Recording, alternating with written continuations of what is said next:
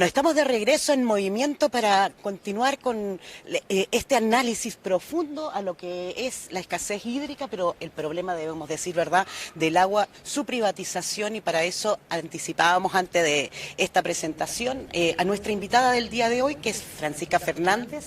Ella es miembro del Movimiento Agua y Territorio MAT, también íbamos a decirlo, de la cooperativa La Cacerola y de Carpa de Mujeres. Bailarina de bailes andinos, ella es lo que dicen, mejor la representa, y bueno, y en nuestros bailes, Francisca, la demanda por el agua es una de las cosas esenciales, ¿no? Sí, muchas gracias por la invitación. Creo que son instancias demasiado importantes de estar dialogando y reflexionando. La escasez hídrica es algo que más de 2 décadas que ya se ha instalado en Chile, y creemos fundamental debatir, no solo desde la incidencia institucional, que sí o sí debemos hacer, sino también de cómo nos vamos organizando los territorios para revertir esta situación que es dramática. Sabemos de que en Chile la desertificación y el problema de acceso a agua potable es una realidad. Más de 8 millones de personas ya tienen problemas para poder acceder de manera fluida al acceso de agua. Digamos que mientras esto siga, o ha seguido ocurriendo principalmente en zonas rurales, no logra instalarse necesariamente en la opinión pública, pero hoy ya es una realidad de que grandes ciudades, y en particular Santiago, se van a ver afecta a racionamiento de agua. ¿Cómo crees tú que eso va a cambiar la conciencia de chilena en torno al problema del agua y el cambio climático? Sí, a ver, siempre es un tema que nosotros hemos dicho como movimiento que es como fundamental. Acá el problema de la escasez hídrica es un problema estructural. De hecho, muchas veces tenemos problemas con el uso del concepto de cambio climático, porque pareciera que fuese algo dado. Y no hay que olvidar que el cambio climático es producto de una relación histórica de opresión, de utilitarismo con la naturaleza, que además los países de economías centrales son los mayores emisores de gases con efecto invernadero que finalmente generan el cambio climático. Entonces, cuando hablamos de cambio climático, hablamos de capitalismo. Cuando hablamos de cambio climático, hablamos de arrase de la naturaleza. Entonces, primero hay que entender, no todos los pueblos y las personas somos agentes de ese cambio climático. Las economías centrales, las industrias, las empresas extractivistas, y por otra parte, también lo hemos dicho de manera bien potente, los pueblos somos los únicos que podemos enfriar la tierra, campesinos, campesinas, sectores urbanos. Entonces, ¿qué sucede? Esta crisis climática se intensifica en Chile porque hay un modelo de privatización dada desde la Constitución de 1980, que hace que el agua en Chile es privada. Si bien se reconoce que un bien nacional de uso público, para acceder tú tienes que comprar derechos de aprovechamiento de agua, comprar, vender, arrendar y hasta hipotecar. Entonces hemos dicho, aquí no es sequía, es saqueo, porque la escasez hídrica que estamos viviendo tiene que ver con este modelo de despojo histórico que se intensifica con la crisis climática. Entonces, por darte un ejemplo, siempre lo digo, pero San Pedro de Melipilla, una localidad dentro de la región metropolitana, el 80% de los derechos de agua lo tiene Agrosuper. Entonces, es dramático, tú vas por Melipilla y a la derecha tú ves todo verde para Agrosuper, y a la izquierda toda la comunidad absolutamente seca, donde han tenido que ir construyendo pozos cada vez más profundos, donde hay pelea entre los propios vecinos y vecinas por esto mismo. Entonces, la escasez hídrica tiene que ver con esta dimensión estructural. Entonces, si no cambiamos el modelo de producción, la matriz energética y consumo, no tenemos nada que decir. Entonces, y además me parece súper importante, y ustedes lo dijeron como dato, de hace 4 años teníamos más o menos 137 comunas en escasez hídrica. Hoy es 184, más de la mitad del territorio. Y además, ya vimos la semana pasada, el intendente Orrego de Santiago indicó que teníamos que prepararnos porque vendrían situaciones de corte en la ciudad. Pero al mismo tiempo, por ejemplo, hace poco se está aprobando un nuevo proyecto en el Cajón del Maipo, que ya ni siquiera es Alto Maipo. Todavía Alto Maipo es la causante de entubar. En el principio de la pandemia explotaron una parte glacial en Morado. Entonces es como contradictorio. Bueno, vamos a hacer un control, vamos a tratar de trabajar para que todo el mundo tenga agua, pero al mismo tiempo lo único que hace hoy el gobierno de turno es intensificar el extractivismo, y eso implica intensificar la escasez hídrica. Francisca, hablando de los responsables, como tú decías, frente al cambio climático, han siempre sido los países más emisores. Tú has mencionado Agrosuper, has mencionado Alto Maipo, nuevas empresas que están ingresando en los territorios y que se están haciendo con los derechos de agua. De hecho, pasa la paradoja que precisamente quienes la han recibido gratuitamente y están acaparando los derechos de agua, luego la están vendiendo o arrendando a aquellos que no las tienen. Claro. ¿Cómo se puede entender más allá del modelo también esta deshumanidad deshumanización en el sentido de que hoy día, cuando más se requiere incluso de agua para combatir el COVID, para poder evitar que los animales se sigan muriendo y las personas puedan efectivamente tomar el agua, que siga existiendo esta realidad. O sea, Sí. quienes se han apropiado del agua, hoy día, además de habérsela apropiado, la estén vendiendo a quienes no la es tienen. insólito, bueno, ahí hay que hablar. Paulina, me parece muy importante. Nosotras y nosotros hablamos de una columna vertebral del despojo, pero también hablamos de políticas del, sí, podríamos decir del desecho. Desgraciadamente en Chile hay territorios que son desechables, hay pueblos que son desechables, hay cuerpos que son desechables, literalmente. Entonces, en esta columna del despojo tenemos la megaminería, en el norte, en el centro, el agronegocio, en el centro sur, el modelo forestal, la salmonicultura, los distintos proyectos hidráulicos, conviviendo con todos estos elementos. Entonces, ahí hay que ver un tema estructural.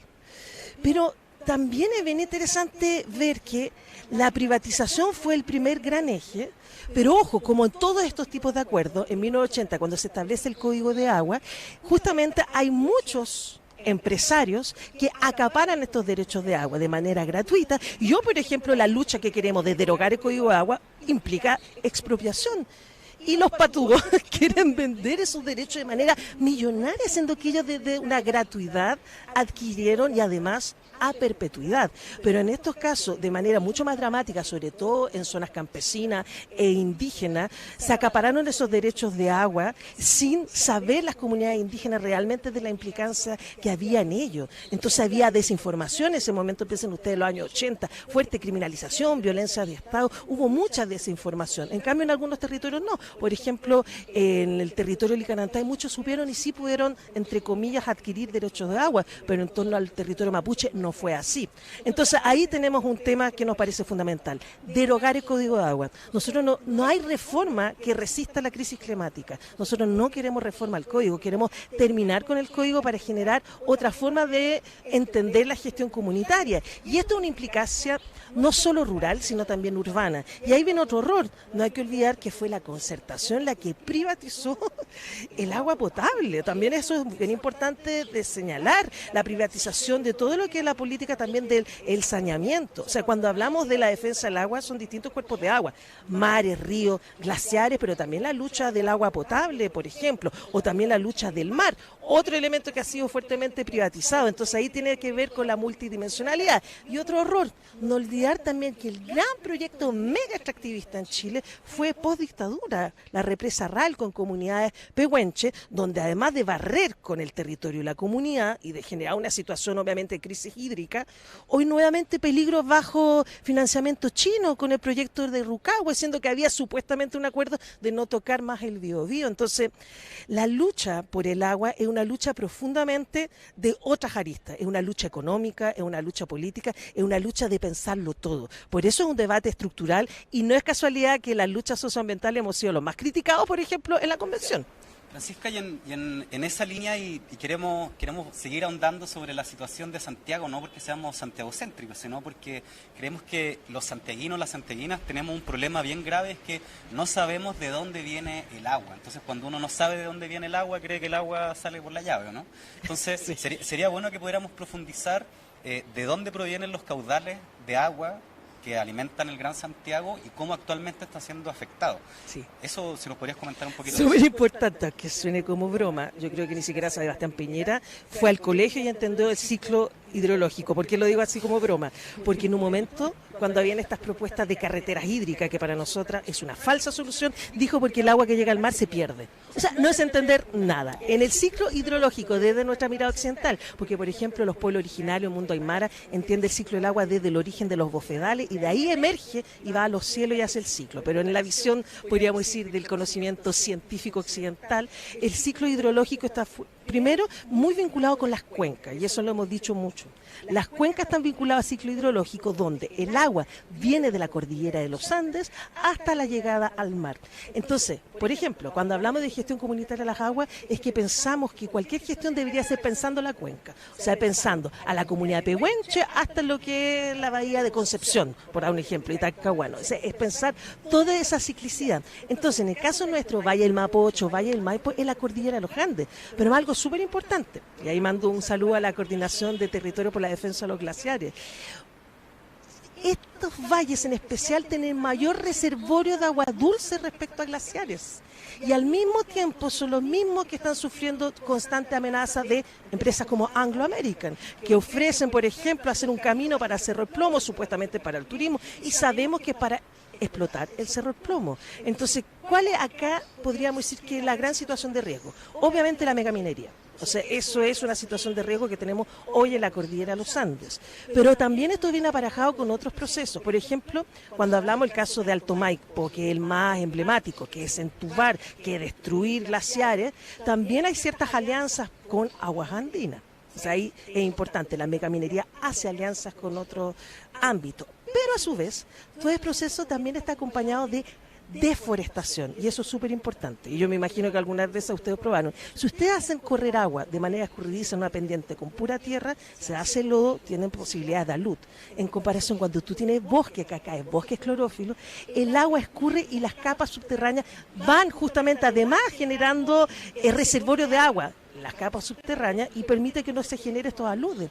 Entonces, no pueden olvidar que estos años hemos vivido por lo menos unos 2 o 3 aludes hace muchos años. Santiago me estaba acordando, Exactamente. Pero además hace como 6 años que de hecho fuimos, que desgraciadamente justo cuando en Santiago se movilizan más, cuando fuimos de hecho a hacer una funa agua andina porque se contaminaron las aguas. Entonces, es la megaminería, pero también es el modelo de deforestación de los bosques clorófilos, y por eso es tan importante, por ejemplo, hoy la lucha por el bosque Panul, porque el último gran reservorio de ese tipo de bosque, y por eso también la lucha socioambiental en estos valles está profundamente vinculada con la lucha por la precordillera. Entonces ahí entra, por ejemplo, la presión inmobiliaria, como van construyendo en zonas no debidas que antes eran caudales, y cuando quedan embarradas, las pocas veces que llueve, si ustedes se dan cuenta, esas aguas buscan sus caminos que siempre habían recorrido, sus cauces. Entonces la megaminería, ojo, también el agronegocio, porque muchas veces, por ejemplo, el río Mapocho, también van sacando agricultores de grandes empresas brazos de agua, bocas de tomas de agua, y van llenando de agua sus cultivos, haciendo que cada vez más el caudal esté mínimo. Recuerden ustedes los años 80, lo que era el caudal del río Mapocho. Hoy vayan a ver, a lo más cuando hay periodo de lluvia o abren las puertas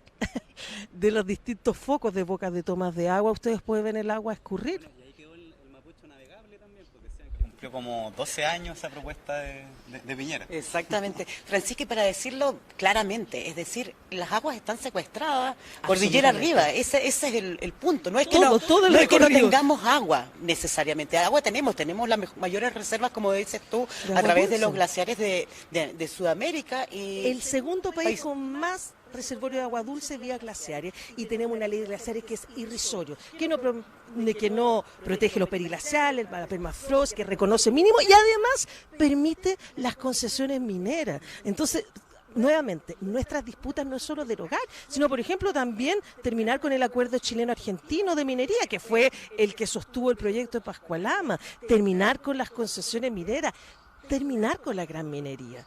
Creemos que debemos pasar a una minería de lo indispensable. Si tú me preguntas, no hay minería buena, no existe minería sustentable, pero obviamente... Es la actividad más contaminante del mundo. Del mundo, pero obviamente tenemos que vivir con ciertos elementos, y por eso hablamos de la minería de lo indispensable, pero en esa transición tenemos que terminar con la megaminería y la minería de tajo abierto. Entonces, se dan cuenta, nuevamente son muchas aristas las que tenemos que abordar cuando hablamos de la lucha por el agua en este valle, por ejemplo. Te puedo agregar un punto adicional, ya que estamos haciendo todo el recorrido, como tú dices, de cordillera a mar, ¿no?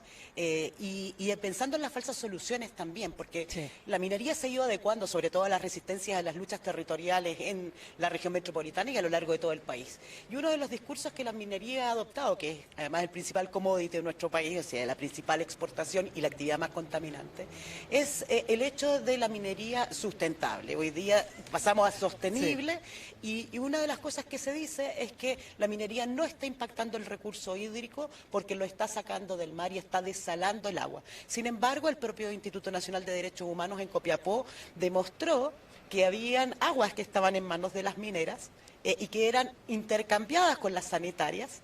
Entonces lo que sacaban era agua desalada, pero en lugar de utilizarla en sus procesos, lo utilizaban para entregársela a la población. Y así es que la población está comprando básicamente el agua también digamos, en agua no potable, sino que en envases ya sea diarios o semanales para poder abastecerse. Entonces, ¿cómo le explicamos también a la gente? Un poco como Nico decía, o sea, ¿cómo le explicamos a la gente que abre la llave y piensa que el recurso está seguro? Sí, ¿Cómo sí. le explicamos a la gente que ese discurso de la minería, que no están ocupando las aguas y no están impactando en el agua de todos, porque debiera ser un bien común, Sí. no es cierto?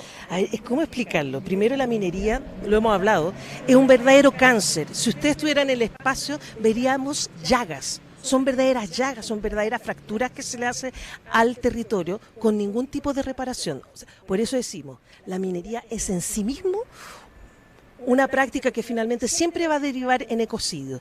También somos conscientes, y por eso hay un llamado a pensarnos desde el mundo del trabajo y del sindicalismo, que hay una minería de lo indispensable para las políticas de salud, para las políticas de la vivienda, pero entendemos que de manera urgente tenemos que transitar hacia otras formas de matriz energética, productiva y de consumo. Y en ese sentido la minería a tajo abierto, pero además la aplicación de los estándares internacionales respecto a la minería cerraría, yo creo, la mitad de las minas en Chile. O sea, ni siquiera hay un cumplimiento respecto a eso.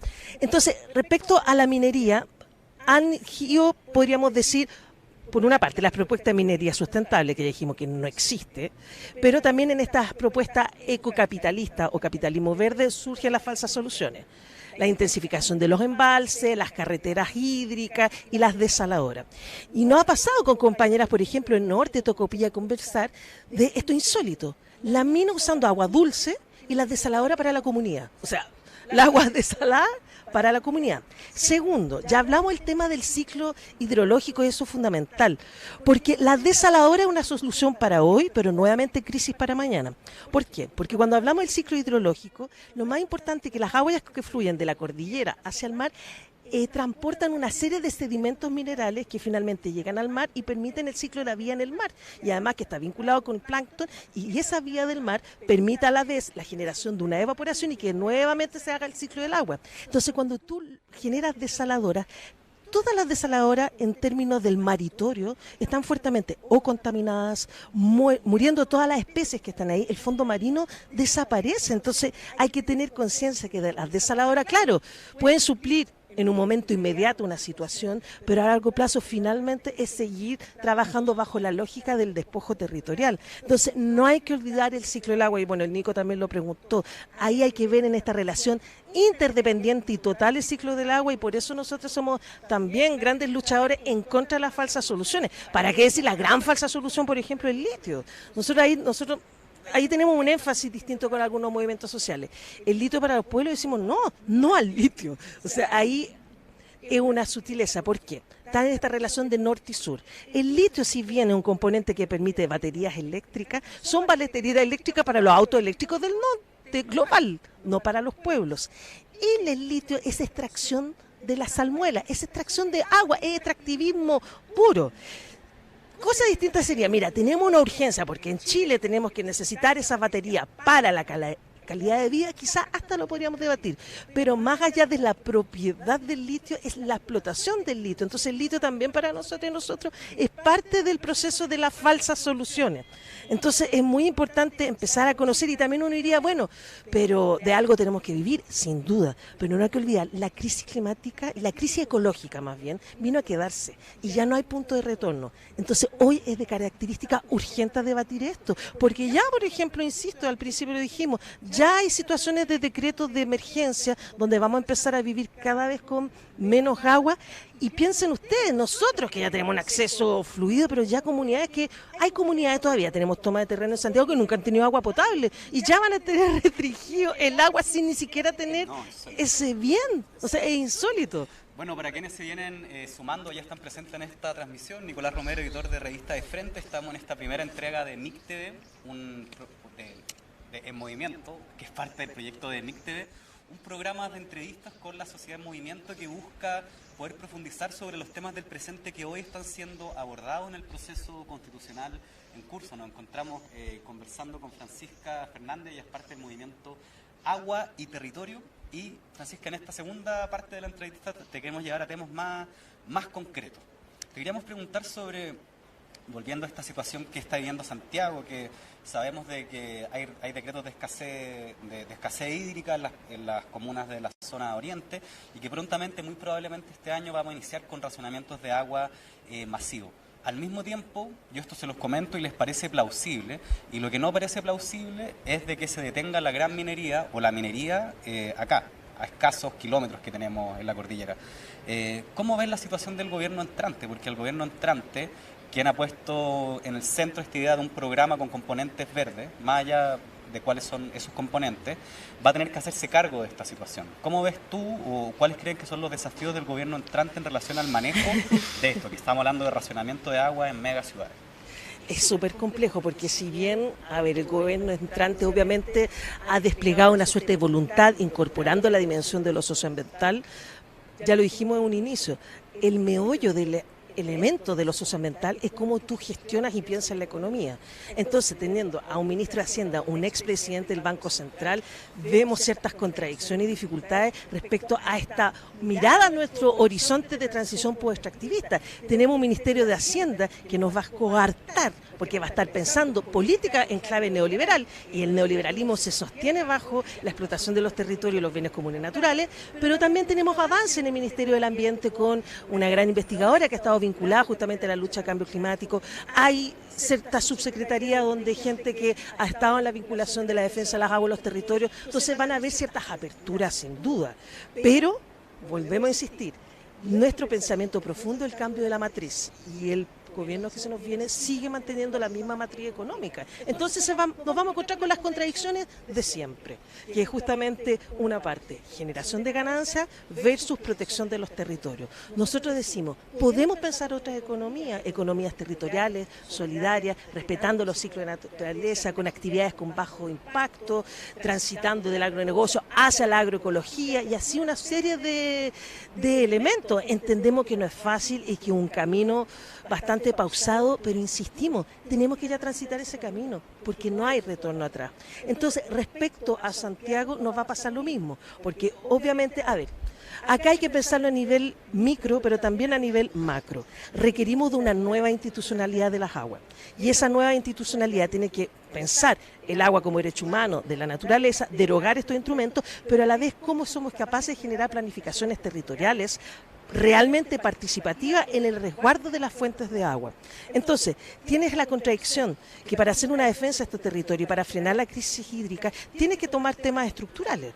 Ley real de protección de glaciares. Y si hay una ley real de protección de glaciares, vamos a tener la posibilidad de los reservorios de agua dulce. Una ley, por ejemplo, que privilegie el consumo humano y la agricultura familiar y no el agronegocio, porque ojo, las carreteras hídricas, una de las propuestas es que viniesen, por ejemplo, de la 7ª, 8ª región y llegaran a territorio como la 5ª y 4ª. ¿Pero a qué? Para seguir fomentando el monocultivo. No era pensado primero para los territorios y segundo ya vimos lo que es las carreteras hídricas, es finalmente dar una falsa solución rompiendo el ciclo hidrológico y despojando un territorio para financiar a los grandes empresarios. Entonces si tú me preguntas, yo ahí voy a ser bastante dura, expropiación, yo creo que acá hay temas bien importantes. Doy un ejemplo, en esta región tenemos una laguna que se secó completamente hace 4 años, la laguna Culeo, completamente. Toda la vida nos dijeron que era producto del cambio climático, etcétera. Se hizo investigación, de hecho uno de los investigadores fue expulsado de la universidad y terminó trabajando en Estados Unidos, tuvimos una asesoría con él. Y finalmente lo que se vio, obvio que hay una crisis climática, pero hay desvío de agua, porque en Chile no solo hay acaparamiento de derechos de agua, sino usurpación, o sea, no solo hay privatización. ¿Se acuerda el año pasado cuando Luxi... Robo de agua. Robo de agua. ¿Se acuerda cuando Luxi pidió perdón que no se habían dado cuenta que roban agua? Por favor, que sea una burla.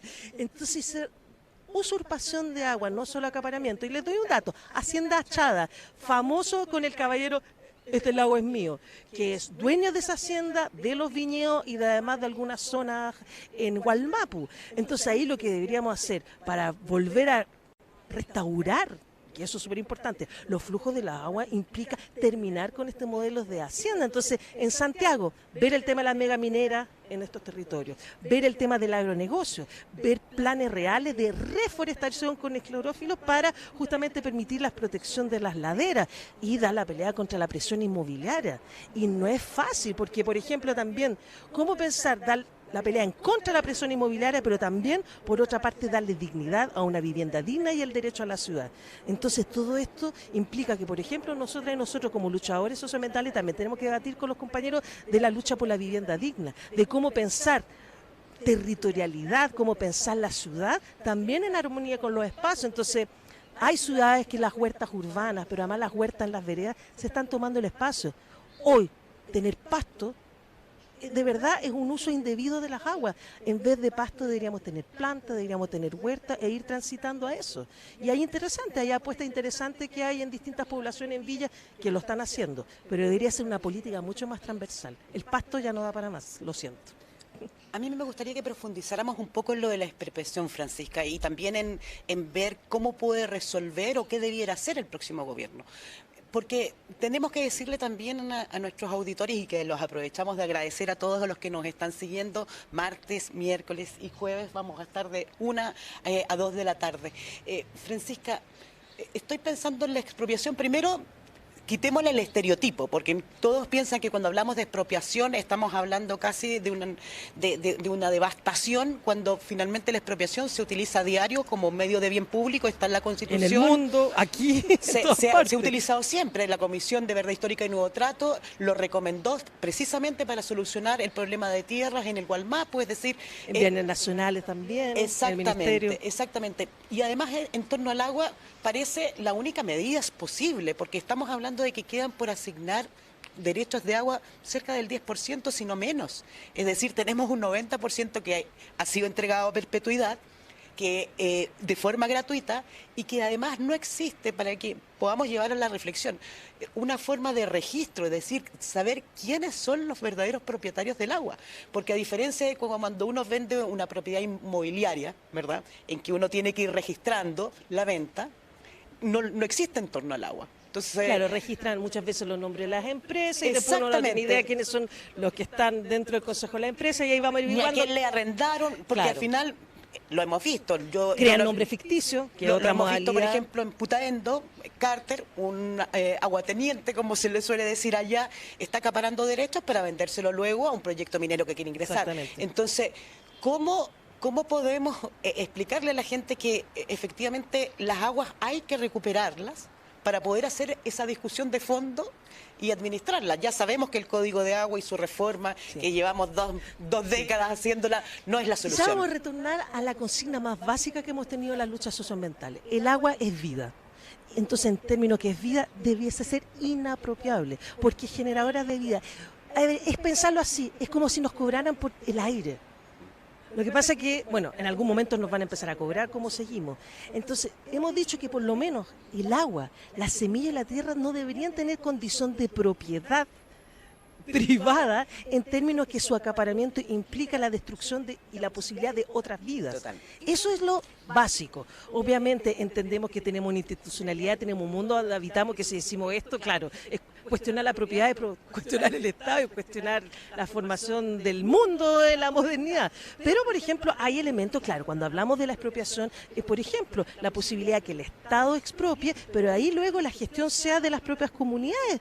Piensa tú la cantidad de espacios, y esto es dramático, que distintas comunidades que viven en torno a un río, pero que basta que arriba se expropian o se compra un terreno, y ese terreno pone una boca de agua y restringe todo el flujo de la agua que bajan. Entonces, ¿qué decimos ahí? No, pues eso no puede ser permitido, porque todo se les debe garantizar el acceso al agua.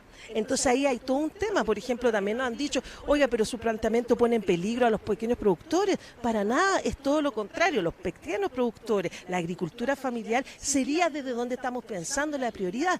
Pero nuevamente, ¿desde dónde? Desde una gestión integrada real de las cuencas. Calcular entre las distintas comunidades urbanas y rurales cuántas aguas sostienen la vida y cuáles son los flujos de las aguas que permiten ese sostener.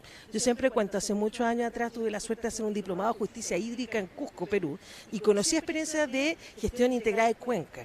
Y tenían comunidades de agua que se juntaban una vez al semestre y una vez al año, donde todos los comuneros de distintas partes de la cuenca hacían cálculo y veían cuál es la necesidad de las aguas de todos. Entonces, no podían las de tierras altas consumir toda el agua porque imposibilitaban el acceso a tierras bajas. Y tenían todo un cálculo de flujo y de acceso al agua, pero además esto ya más hermoso, tenían representantes de los animales.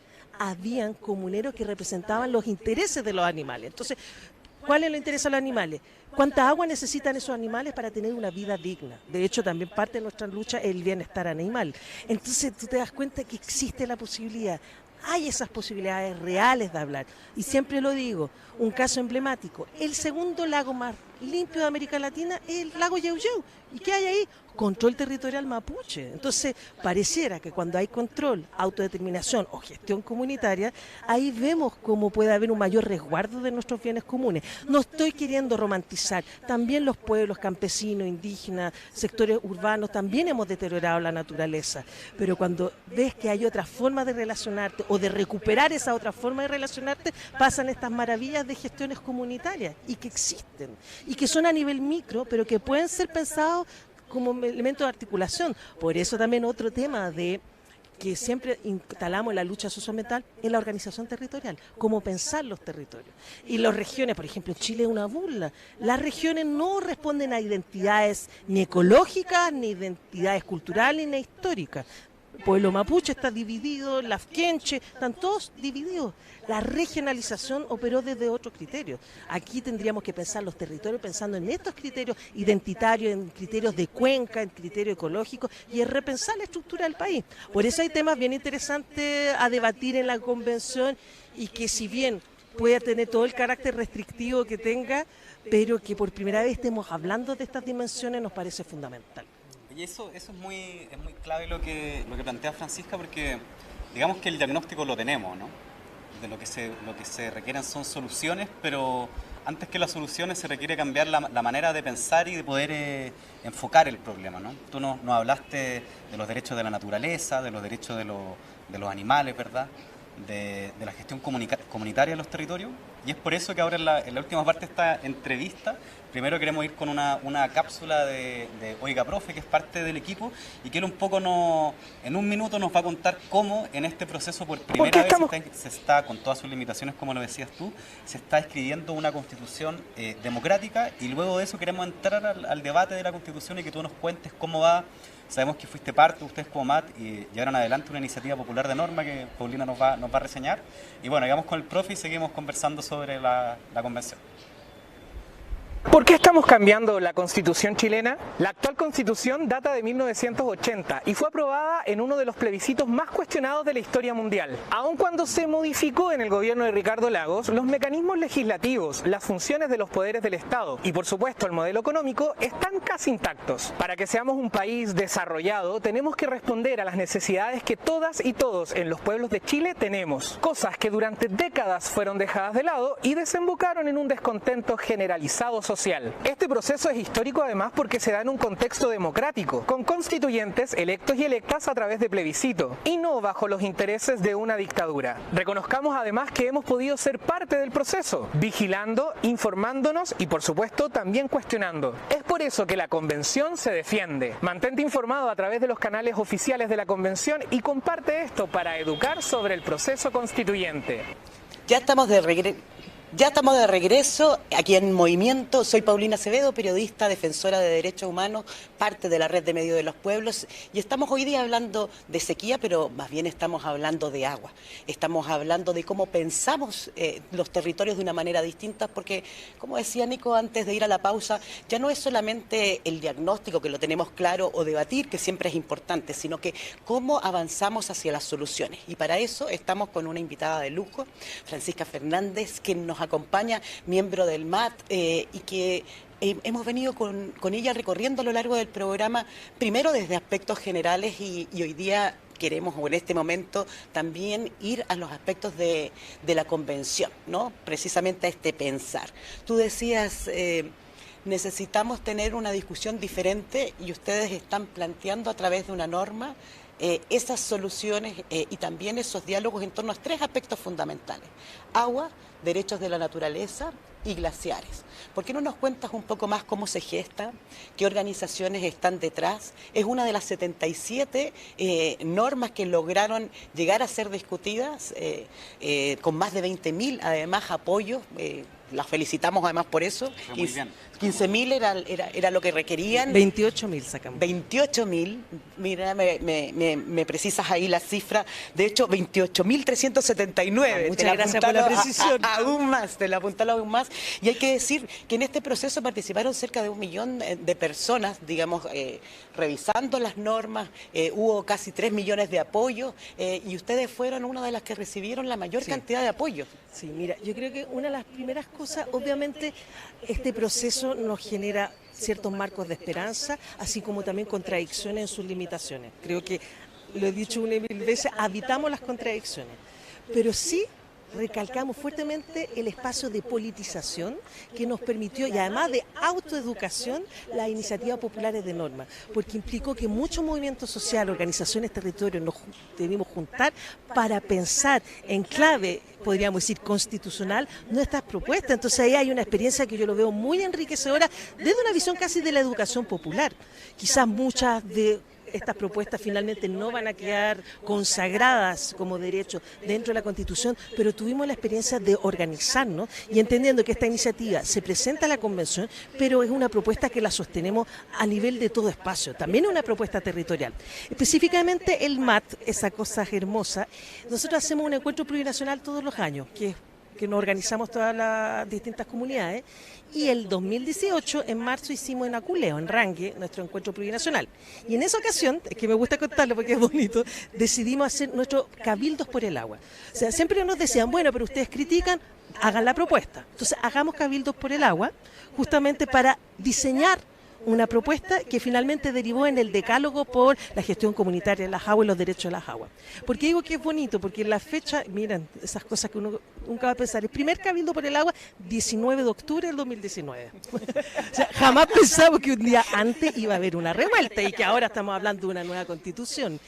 Fue en San Pedro de Melipilla, nuevamente una comunidad que nombré, y además fue maravilloso porque a las 7 de la mañana nos estábamos llamando todos por teléfono y San Pedro de Melipilla dijo, vamos por la primer cabildo, así que el primer cabildo lo hicimos 19 de octubre. Fue por eso encuentro que es un hito maravilloso y finalmente se desarrollaron 60 cabildos por el agua y ahí armamos un equipo de sistematización y generamos un decálogo, que son los 10 puntos centrales del agua. El agua como derecho humano, derecho a la naturaleza, esta idea de restauración hídrica, esta idea de la plurinacionalidad, de la gestión comunitaria, muchos elementos, los diversos cuerpos de agua. Entonces, esa siempre ha sido nuestra propuesta, pero obviamente no era una propuesta que tuviese un lenguaje institucional, jurídico, teníamos que darle una bajada. Y se nos viene todo el proceso de la Convención y la Iniciativa Popular de Norma. Y es ahí que junto a la coordinación de defensa, coordinación de territorio en defensa de los glaciares, que además, bueno, como todos los movimientos sociales nos cruzamos, hay algunos que del MAT que son de la coordinación. Hay varios que tienen doble militancia y triple, cuádruple, y como Atima, que ha sido un movimiento, bueno, también, y Moatima, que también ha estado vinculado fuertemente a la lucha del agua, es que decidimos tomar nuestras propuestas, la nuestra, la de Decálogo, la que ha trabajado como política de derecho al agua, el agua como derecho humano, saneamiento, que ha tenido más énfasis Moatima, y obviamente la ley de protección de glaciares total y las propuestas que tienen, e hicimos reuniones de trabajo, que ojo, no es fácil porque obviamente tenemos énfasis, diferencias, pero sabíamos que era necesario que movimientos que hemos estado tan presentes, a pesar de nuestras diferencias, tuviéramos que estar de manera mancomunada en este proceso. Y logramos sacar una iniciativa popular de norma, la 40.230, mostrando estos elementos fundamentales. ¿Qué tiene que ver? Primero, esta idea del agua como de derecho del humano y derecho a la naturaleza, que tiene que ver con priorizar el consumo humano, que tiene que ver con el saneamiento, que tiene que ver con el acceso al agua potable,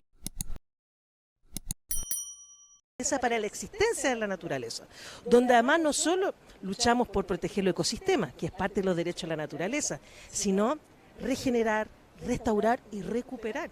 O sea, hay elementos interesantes ahí. Para quienes no lo conozcan, porque sabemos que esta idea, esta innovación del constitucionalismo latinoamericano, de los derechos a la naturaleza, está presente en la Constitución del Ecuador, también en la de Bolivia. ¿Qué significa que la naturaleza tenga derechos? A ver, lo primero es reconocer que la naturaleza es una entidad que tiene valores intrínsecos y en términos de gestadora de vida, ella posee valores intrínsecos y ese valor intrínseco es la posibilidad de existir. Entonces, cuando hablamos que el agua es un derecho a la naturaleza, es porque permite, por ejemplo, no solo queremos agua para consumo humano, sino para que los ecosistemas en sí mismos puedan existir. Y esa es la idea de los derechos a la naturaleza. Hay experiencias interesantes, más que Ecuador y Bolivia, Colombia. Por ejemplo, el reconocimiento de una parte del río Magdalena como derecho de la naturaleza. Un caso súper interesante, o por ejemplo el reconocimiento también en Cusco de un cerro, cuando ellos decían, bueno, ¿por qué no quieren minería? Me acuerdo todavía de Alan García, presidente de ese entonces, que se suicidó de luego. Él dice, pero ¿cómo esto es pensamiento salvaje? Porque la comunidad argumentaba que el cerro le había dicho que no podían construir ahí minería.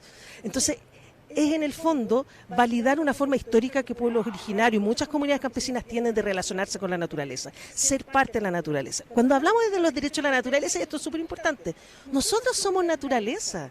Entonces cuando hablamos de los derechos de la naturaleza también estamos hablando de derechos humanos.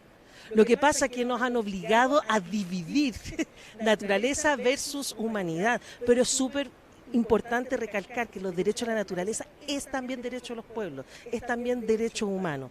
Entonces, en estos reconocimientos es la forma histórica que muchos pueblos de entender que somos interdependientes, que somos naturaleza, que somos cuerpos de agua. De hecho, nos gusta mucho hablar desde ese lugar.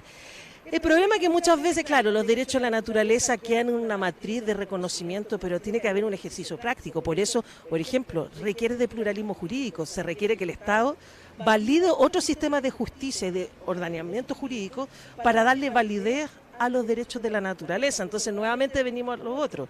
No basta con hablar de los derechos de la naturaleza, sino tenemos que pensar todas las otras formas de organización territorial. Y lo del pluralismo jurídico fue otra teleserie Sí. de la semana, ¿no? Además es divertido porque, por ejemplo, yo hace 10 años que Y la trabajo en regionalización, pluralismo. no te olvides también. Además, bueno, muchas veces, bueno, son conceptos que se desconocen. Lo personal, hace 10 años que trabajo pluralismo jurídico.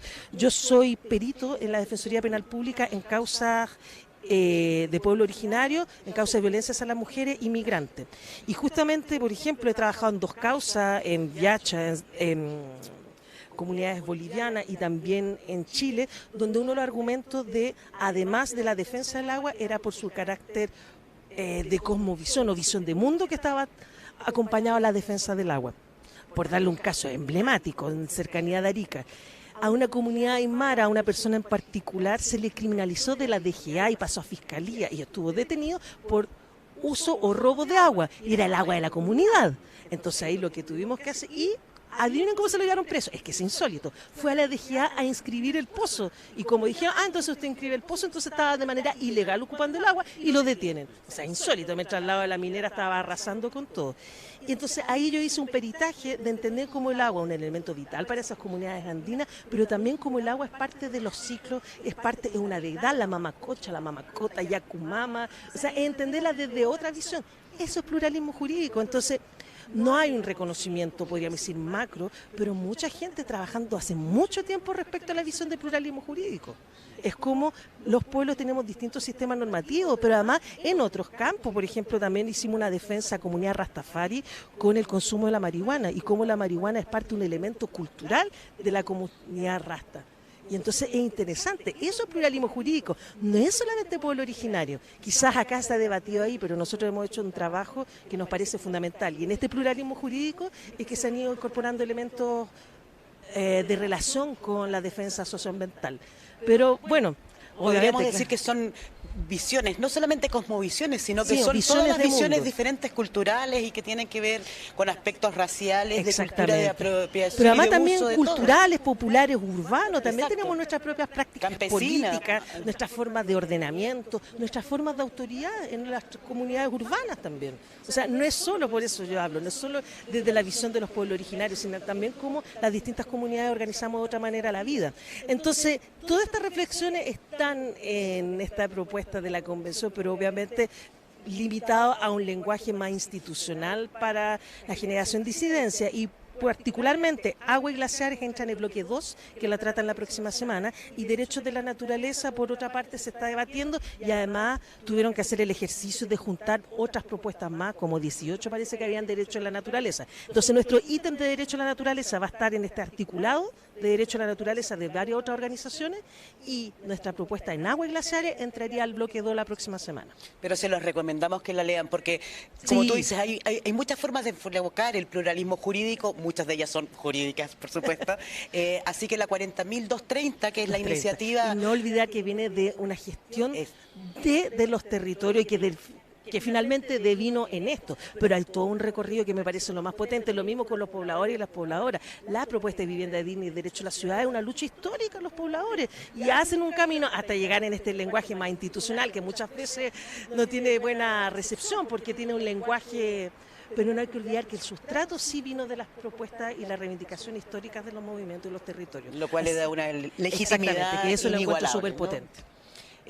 Me parece también muy importante que abordemos, Nico, no sé si encuentras en este momento en la discusión, adelantar la discusión, porque tú decías, se nos vienen los derechos a la naturaleza y se nos vienen luego los glaciares. De momento ya avanzamos en torno al agua. ¿Qué nos podrías decir en torno a los glaciares? Antes dijimos la importancia que tienen en cuanto al abastecimiento de agua en los distintos territorios. ¿Cómo imaginas esa ley o cómo imaginan en esa propuesta esa ley de glaciares real y cómo protegerlos a nivel Ahí constitucional? hay una complejidad porque, por ejemplo, la propuesta de glaciares nuestra es muy extensa, nos dijeron. Lo que pasa, a ver, ¿cómo dar cuenta de una manera más mágica? Los glaciares son la concentración de la memoria planetaria de las aguas, las memorias planetarias de los virus, de las bacterias. O sea, en los glaciares se concentra la información milenaria de cómo se creó vida en la Tierra. O sea, eso estamos hablando de los glaciares, la importancia, estamos hablando de conocimiento ancestral y además conocimiento científico. Por otra parte, los glaciares en este ciclo hidrológico son reservorios de agua dulce, entonces cuando hay periodo de sequía, los glaciares van justamente haciendo circular las aguas y permiten sostener, podríamos decir, la restauración interna propia de los ciclos hidrológicos. Entonces estamos hablando del elemento básico de cómo se genera, pero además en nuestras territorialidades, porque por ejemplo en nuestras territorialidades son otros elementos que son igual de importantes. En Chiloé son las turberas y las pomponeras, que serían como entre comillas el equivalente de todos estos cuerpos de agua. Por eso es tan importante la lucha ahora ya también de esos cuerpos de agua. Entonces, nuestra propuesta es, la ley de protección de glaciares establecía, no sé, ni siquiera sabría cuantificarlo, pero un mínimo de protección de los glaciares. Entonces, en esta visión que decimos, se tienen que proteger todos. O sea, así de tajante. No puede haber una ley que permita proteger a alguno. Segundo, no solo los glaciares, sino los periglaciares, los que están alrededor. También hay otras figuras, los glaciares como de roca, que muchos dicen, pero esto no es hielo, y es roca con concentración de agua milenarias, y se desconoce. Permafrost, donde está todo este conocimiento milenario de las distintas capas tectónicas, o sea, hay todo un elemento, vuelvo a insistir, de conocimiento que es muy importante. Entonces, ¿qué decimos? De todos los glaciares, de los periglaciares, de todas estas otras figuras, y obviamente en este manejo, acceso a las comunidades, la visualización dentro de un marco de una gestión de cuenca, y por otro lado, la gran pelea contra la megaminería. O sea, ahí tenemos claro cuál es el actor más directo vinculado a las raíces de estos espacios. Entonces, es la protección de todos los glaciares y los periglaciares. Ese es nuestro elemento fundamental como propuesta. Bueno, estuvimos conversando con Francisca Fernández, ella es parte del movimiento Agua y Territorio, una conversación en profundidad sobre los temas que le interesan a ustedes, los temas ambientales, qué pasa con los glaciares, qué pasa con el agua y también en qué medida la Convención Constitucional es una posibilidad para poder abordar estos temas que nos aquejan tan profundamente. Muchas gracias, Francisca. Muchas gracias por la invitación. Gracias, además, estas son cosas que nos van entusiasmando y que es tan importante que conversamos. Así que realmente muy agradecida con el espacio. No, agradecerte a ti y sobre todo entender algo que ella dice. Es tan importante formar. Yo creo que quienes hayan podido escuchar en directo el programa y quienes lo puedan escuchar luego con mayor detalle y además compartirlo, se irán dando cuenta de toda la información que Francisca fue entregando y uno pensaría qué bueno sería que esto fuera estudiado en las escuelas, sobre todo en aquellos territorios que tienen esos tesoros, los glaciares de roca que tú decías, parece que son solamente roca, pero sin embargo son agua también. Qué linda esa palabra, cuerpos de agua, ¿no? O sea, debemos empezar a cambiar desde la forma de pensar, la forma de referirnos también a las cosas, la forma de debatir comunitaria y colectivamente. Son tantos los desafíos, ¿no? Tanto los desafíos y hay que cambiar, así que bueno, esta fue la primera entrega de En Movimiento, un nuevo programa de MIC TV que sale por todos los redes y canales asociados y bueno, nos estaremos viendo mañana y pasado. Que esté muy bien, esto fue En Movimiento. Nos vemos.